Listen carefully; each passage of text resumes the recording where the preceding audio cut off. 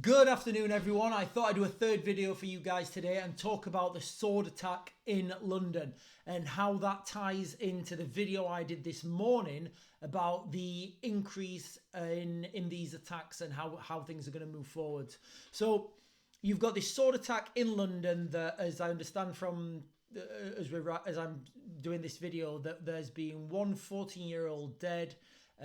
There's been others injured, and the man has been arrested. I think the significance of this is that he had no previous, no previous contact with the police, so he's a total new entity to them.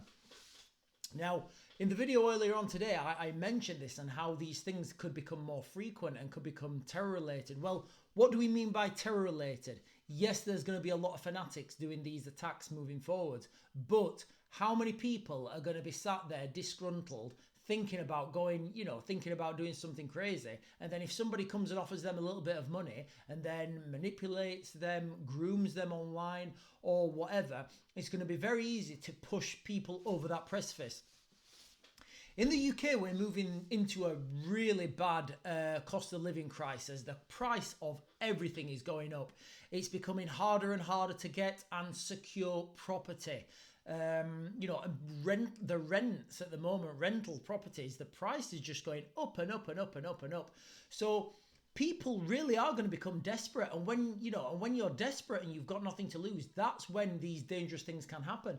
Also, we've got a number of people here in the UK that have just vanished. These people that were, the people that were earmarked for Rwanda flights, they've just vanished. So we've got blocks of people now who've got absolutely nothing to lose and no way of claiming money, no way of claiming assistance. They're literally in this country now, I guess, undocumented and illegally.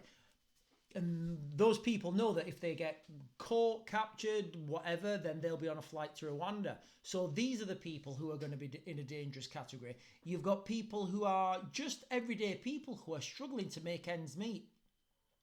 These people are going to start to move into that category of vulnerable people that can easily be groomed online, can easily be given some money to then go and commit an act. Now, these acts of terror, they don't have to be, these spectaculars where people are driving into people. They can be burning buildings down. They can be doing sabotage. There's all sorts of stuff that when people have got nothing left to lose, a little bit of money from an overseas entity then becomes quite attractive. Now, as I was doing this video, as I was reading articles about this video, I saw another incident today that's happened in the United States, just outside Charlotte. Now, there's been a shooting. Basically, 4 police officers, as I understand it, have tried to take somebody's guns off them. It's all gone wrong. He started shooting and there's been a shootout.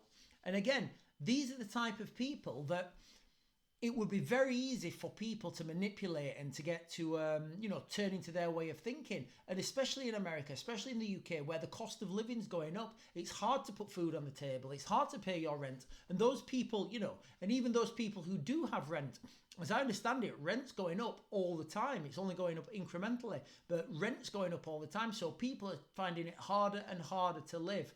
And when that happens, and when people have got nothing left to lose, guess what? They go crackers.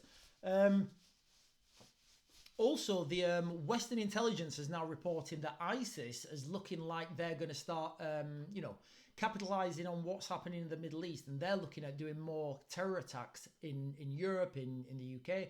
What I've said quite a few times, guys, I think there's going to be a huge event at the Paris Olympics. It's just got all the ingredients for an absolute quagmire of, weapons from Eastern Europe. You've got ISIS that can move freely around that region. You've got the experience now from these fighters who've been operating in Ukraine who can then come back.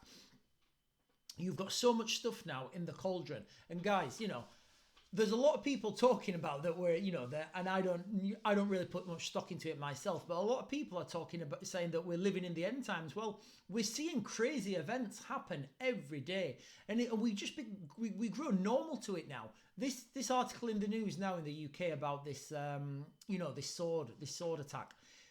5-10 years ago, that would dominate the news for weeks and months, and people would want to know who he was, what he's done, his previous life, why he did it, who his victims were.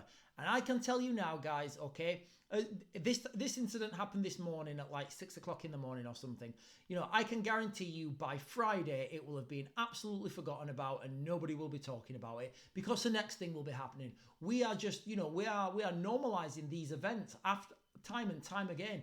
You know, and where does it end? What does it take for us to say, guys, you know what, we're not doing this anymore. We've had enough. Guys, tell me what you think. Tomorrow, I've got a lot on, so I think I'm only going to post one video tomorrow.